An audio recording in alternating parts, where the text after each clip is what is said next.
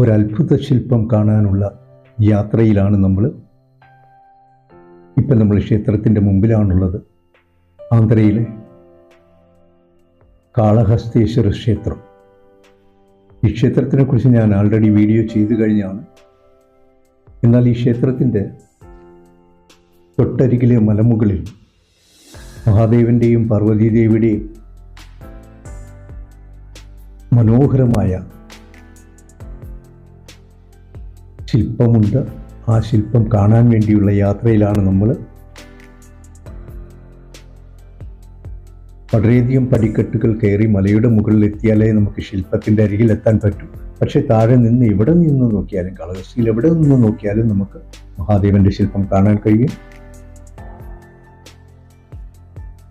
ഈ ക്ഷേത്രത്തിൻ്റെ മുൻവശമാണ് നിത്യവും ആയിരക്കണക്കിന് ജനങ്ങളെത്തുന്ന മഹാദേവ ക്ഷേത്രമാണിത്.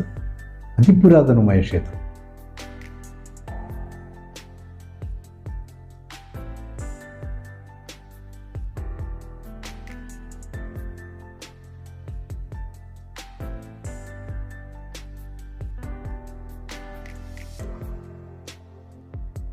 ക്ഷേത്രത്തിൻ്റെ മുൻവശത്തുനിന്ന് മലമുകളിലേക്ക് പോകാനുള്ള വഴിയിൽ ഉള്ള കച്ചവട സ്ഥാപനങ്ങളാണിത്. എല്ലാത്തരം വസ്തുക്കളും അവിടെ ലഭിക്കും. അവിടെ എത്തുന്ന ഭക്തജനങ്ങളെ ആകർഷിക്കുന്ന തരത്തിലുള്ള എല്ലാവിധ ചെറിയ ചെറിയ ശില്പങ്ങളെ, കളിപ്പാട്ടങ്ങളെ എന്ന് വേണ്ട എല്ലാവിധ സാധനങ്ങളും ലഭിക്കുന്ന ധാരാളം ഷോപ്പുകൾ. പ്രധാനമായിട്ടും ഭക്തിയുമായി ബന്ധപ്പെട്ട സാധനങ്ങളാണ്. വിഗ്രഹങ്ങൾ, പൂക്കൾ, പ്ലാസ്റ്റിക് മാലകൾ, അങ്ങനെ എല്ലാത്തരം സാധനങ്ങളും ലഭിക്കുന്ന ധാരാളം ഷോപ്പുകൾ നമ്മൾ ഈ പോകുന്ന വഴിയിൽ കാണാൻ കഴിയും.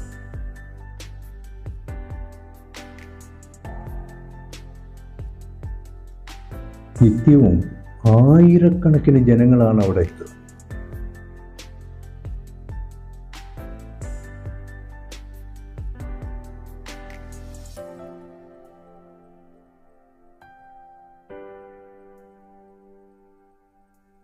ക്ഷേത്ര ദർശനത്തിന് പോകുന്നവർ സാധാരണ അകലെയുള്ള ക്ഷേത്രങ്ങളിലൊക്കെ പോയിട്ട് വരുമ്പോഴും നമ്മൾ പരിസര പ്രദേശങ്ങളിലും ബന്ധുമിത്രാദികൾക്കും എന്തെങ്കിലുമൊക്കെ അവിടെ നിന്ന് വാങ്ങിയിട്ട് വരുന്ന ശീലങ്ങളുണ്ട്.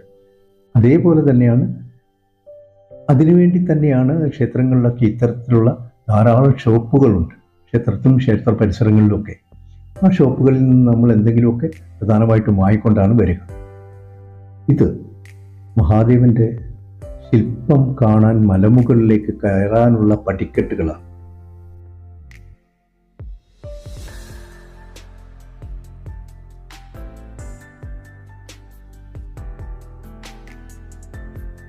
ഈ പടിക്കെട്ടുകൾ കയറി മലമുകളിലെത്തിയാൽ നമുക്ക് മഹാദേവന്റെയും പാർവതീദേവിയുടെയും മനോഹരമായ ശില്പം കാണാൻ കഴിയും. വലിയ ശില്പമാണ്. കാരണം കാളഹസ്തി നഗരത്തിൽ എവിടെ നിന്നാലും മലമുകളിലിരിക്കുന്ന മഹാദേവനെ കാണാം.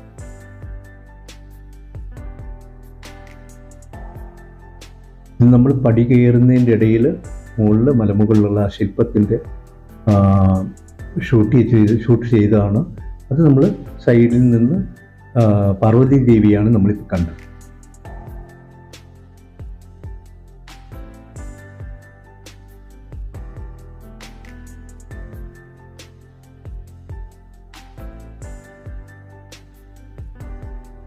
കാളഹസ്തിയിൽ ഈ പടി കയറി പോകുമ്പോൾ കണ്ട ഒരാടും അതിൻ്റെ കുട്ടിയുമാണ്.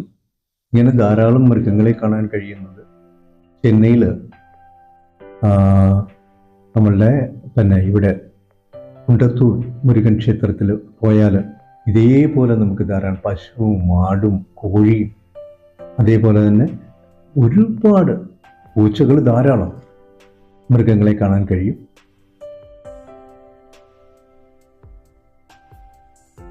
അതേപോലെ തന്നെയാണ് മൈലാപ്പൂർ ക്ഷേത്രത്തിൽ, കപാലീശ്വർ ക്ഷേത്രത്തിലും ഇതേപോലെ തന്നെ ധാരാളം മൃഗങ്ങൾ ക്ഷേത്രത്തിൻ്റെ ഉള്ളിൽ സ്വതന്ത്രമായി നടക്കുകയാണ് അവർ.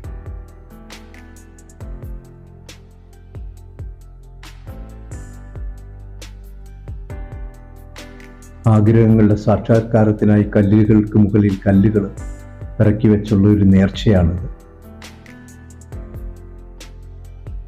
കുട്ടികൾ അതാണ് ചെയ്തുകൊണ്ടിരിക്കുന്നത്.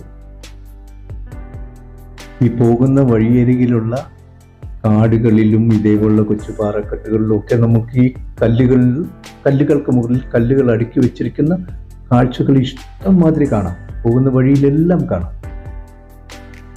ഇത് മുകളിൽ മഹാദേവന്റെ ശില്പത്തിന് മുൻപിൽ ക്ഷേത്രമുണ്ട്. ആ ക്ഷേത്രത്തിന്റെ ഭാഗങ്ങളാണ് നമ്മളിപ്പോൾ കണ്ടുകൊണ്ടിരിക്കുന്നത്. പടി ഏറ്റവും കയറി മുകളിലെത്തുമ്പോൾ നമുക്ക് അവിടെ ക്ഷേത്രമുണ്ട്. ആ ക്ഷേത്രമാണ് നമ്മളിപ്പോൾ കാണുന്നത്. പാറക്കെട്ടുകളൊക്കെ ഒരു പ്രത്യേക തരത്തിലാണ്. മഹാദേവനും പാർവതി ദേവി ഇരിക്കുന്ന ശില്പമാണ് നമ്മൾ മുകളിൽ കാണുന്നത്. ഇനിയും നമുക്ക് മുകളിലേക്ക് പോകണം. പാറകളൊക്കെ ഒരുവിധം ചിതറി ഉടഞ്ഞിരിക്കുന്ന പോലെയാണ്. നമുക്ക് ഭയം തോന്നും, ഒരു പക്ഷേ ഇത് ഇടിഞ്ഞു വീണാലോ എന്നൊക്കെ തോന്നും. വർഷങ്ങളായിട്ട് ഇങ്ങനെ തന്നെ അതിരിക്കുന്നതാണ്.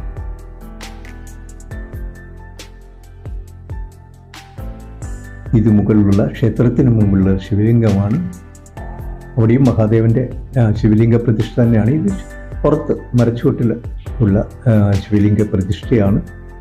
അതിന് മുകളിൽ അതിനു മുമ്പിൽ ആ ശിവലിംഗത്തിൽ നമുക്ക് പൂജാദ്രവ്യങ്ങൾ അർപ്പിച്ചുകൊണ്ട് നമുക്ക് നേരിട്ട് പൂജ ചെയ്തുകൊണ്ട് പ്രാർത്ഥിക്കാൻ കഴിയും. അവിടെ ഭക്തർ ദീപം തെളിക്കാറുണ്ട്, പൂജകൾ അർപ്പിക്കാറുണ്ട്. ഇവിടെ പൂജകൾ അർപ്പിച്ച് തൊഴുത് നമസ്കരിച്ചതിന് ശേഷമാണ് മുകളിലുള്ള ശില്പത്തിനരികിലേക്ക് പോവുക.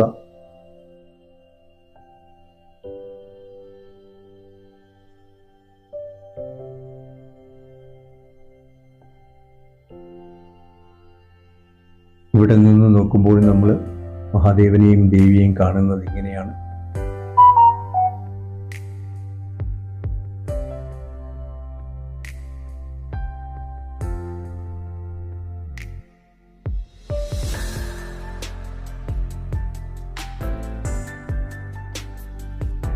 ശില്പത്തിന് താഴെയുള്ള മഹാദേവന്റെ ക്ഷേത്രവും കൊടിമരവും ഒക്കെ ഉണ്ട്. ഇവിടെ ദർശനം നടത്തി പൂജ ചെയ്തതിന് ശേഷം പിന്നെയും മുകളിലേക്ക് കയറണം. കയറി ചെല്ലുമ്പോഴാണ് നമുക്ക് മഹാദേവന്റെ ശില്പത്തിന് അരികിലെത്താൻ കഴിയുക.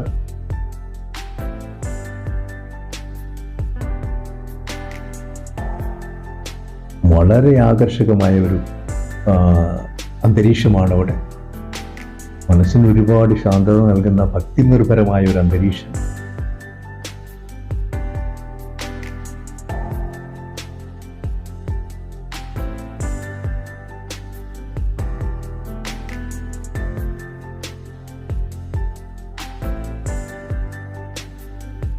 ആന്ധ്രാപ്രദേശിലാണ് ഈ ക്ഷേത്രം. ലോകത്തിൻ്റെ പല ഭാഗങ്ങളിൽ നിന്നും, ലോകത്തിൻ്റെ എല്ലാ ഭാഗത്തു നിന്നും അനേകം ഭക്തർ ഇവിടെ എത്താറുണ്ട്. ഇത് മഹാദേവന്റെ വിഗ്രഹത്തിൻ്റെ പുറകുവശത്തുള്ള കാഴ്ചകളാണ് നമ്മൾ കാണുന്നത്. മലയും കാടും ഒക്കെ ചേർന്ന ഒരു പ്രദേശമാണ്.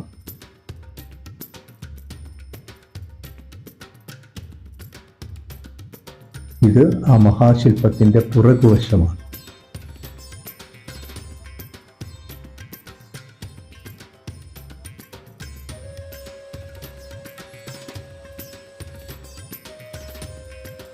കയറി നിൽക്കാൻ സ്ഥലമുള്ള ഭാഗത്തു നിന്ന് ഷൂട്ട് ചെയ്തതല്ല ഇത്. കുറച്ച് ബുദ്ധിമുട്ടി എടുത്തതാണ്.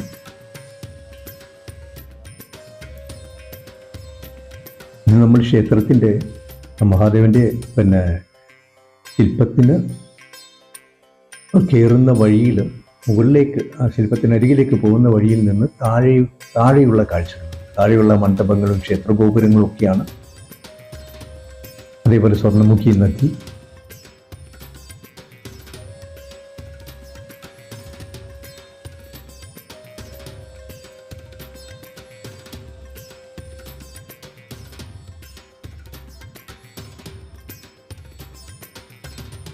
മഹാദേവനും പാർവതി ദേവിയും, മഹാദേവന്റെ അനുഗ്രഹം നിങ്ങൾക്ക് എല്ലാവർക്കും ഉണ്ടാകട്ടെ എന്ന് പ്രാർത്ഥിക്കുന്നു.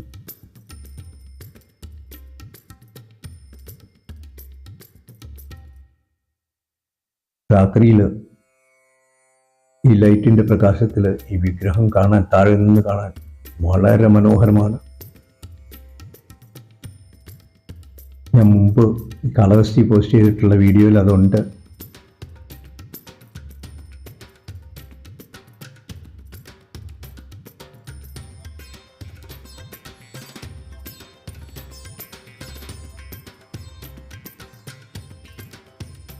മഹാദേവൻ്റെയും ദേവിയുടെയും ഈ ശില്പം കാണാനും ഈ മലമുകളിലുള്ള ക്ഷേത്രത്തിൽ ദർശനം നടത്താനുമാണ് നിത്യവും ആയിരക്കണക്കിന് ഭക്തജനങ്ങൾ ഈ പടിക്കെട്ടുകൾ കയറി മുകളിലേക്ക് എത്തുക. അതേപോലെ അവരുടെ മനസ്സിലുള്ള ആഗ്രഹങ്ങളുടെ പൂർത്തീകരണത്തിന് വേണ്ടി ഇതേപോലെ കല്ലുകൾക്ക് മുകളിൽ അടുക്കി വെച്ച് അവരിവിടെ എത്തി ഇങ്ങനെ ഒരു ആഗ്രഹമുണ്ട് എന്ന് മഹാദേവനോട് ഒരു ആഗ്രഹത്തിൻ്റെ സമർപ്പണം നടത്തിയിട്ടാണ് ഇന്ന് ഇവിടെ നിന്ന് പോവുക. ഇത് മലമുകളിലെ ക്ഷേത്രത്തിന് മുമ്പിലുള്ള കൊടിമരമാണ്.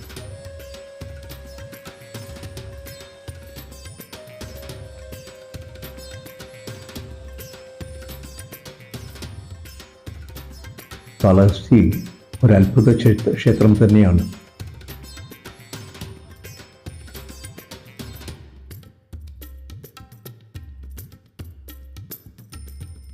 നമ്മൾ താഴെ എത്തി. താഴെയുള്ള ഗോപുരത്തിൻ്റെ അടുത്ത് നിന്ന് നമ്മൾ ഇനി മുകളിലേക്ക് നോക്കുമ്പോൾ നമ്മൾ എത്രത്തോളം താഴെയാണ്, മഹാദേവൻ എത്രത്തോളം മുകളിലാണ് ഇരിക്കുന്നതെന്ന് നമുക്ക് മനസ്സിലാവും.